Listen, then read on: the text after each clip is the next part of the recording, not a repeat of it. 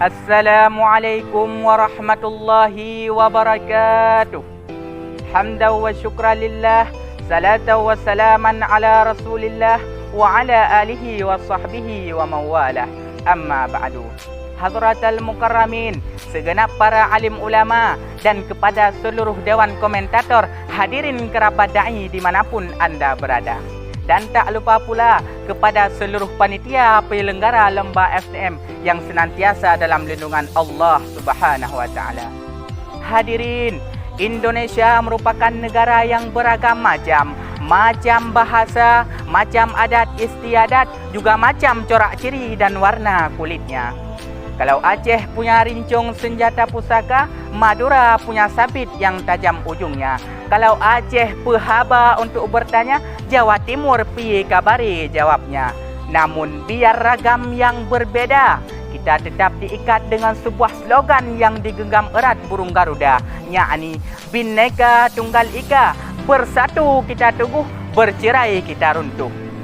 Slogan persatuan yang membuat semangat pemuda berkobar panas, ibarat api yang membara hutan di Kalimantan.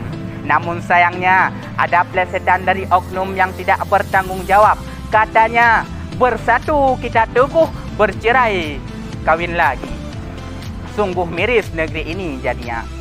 Sahabat syurga, pentingnya peran pemuda dalam sebuah negara tak ubah pentingnya tiang dalam sebuah rumah. Apabila tiangnya kokoh, maka rumahnya juga akan kokoh. Apabila pemuda semangat hebat dan bermartabat, maka negeri ini juga akan semangat hebat dan bermartabat.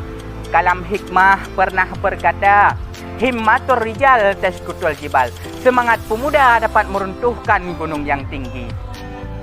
Marilah sejak dini wahai pemuda, belajar menjadi pemimpin, belajar menjadi disiplin, dan belajar menjadi yang terdepan. Sebuah hadis Rasul yang diriwayatkan oleh Imam Tafa'alih, kullukum ra'in wa kullukum mas'ulun an ra'iyatihi. Setiap kalian adalah pemimpin dan setiap pemimpin akan dipertanggungjawabkan atas kepimpinannya. Bahkan Bung Karno pernah berkata, berikan aku 10 pemuda, maka akan kuguncangkan dunia. Begitu semangatnya Bung Karno mengedepankan pemuda, pemuda yang gigih, pemuda yang kuat, dan pemuda yang bertanggung jawab. Namun di zaman yang penuh dengan teknologi ini, pepatah tersebut menjadi, berikan aku 10 pemuda, maka akan kubuat boyband yang berdangsa di atas meja. Sungguh disayangkan. Rasa nasionalisme dalam diri kita mulai hilang. Ingatkah ketika bangsa kita dihina, bangsa kita dijajah, tak pernah gentar para pahlawan membela. Berjuang tak takut mati demi membela NKRI. Namun semuanya sirna bila anak bangsa hening diam terpaku dalam kebodohan. Maka agar kita tetap kokoh, agar kita tetap kuat dan bermartabat, kembalilah ke ayat Al-Quran surah Ali Imran ayat 103. Bismillahirrahmanirrahim. Wa'tasimu bihablillahi jami'an wa la tafarraqu.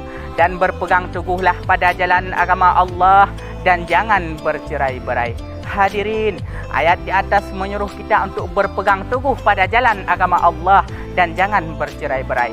Persatuan adalah kunci daripada kesuksesan.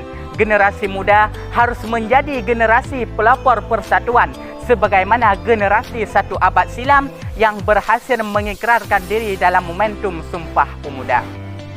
Wahai anak bangsa, kita adalah generasi bangsa, kita adalah generasi Islam, harus menjadi pelopor persatuan.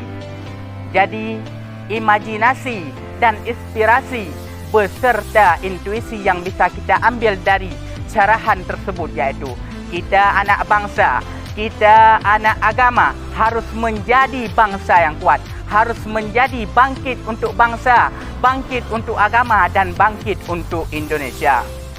Hanya sekian dan demikian. Bila ada kata yang salah, maafkanlah sepenuh hati. Jika ada jarum yang patah, jangan disimpan di dalam laci. Bila ada kata yang salah, maafkanlah sepenuh hati. Wassalamualaikum warahmatullahi wabarakatuh.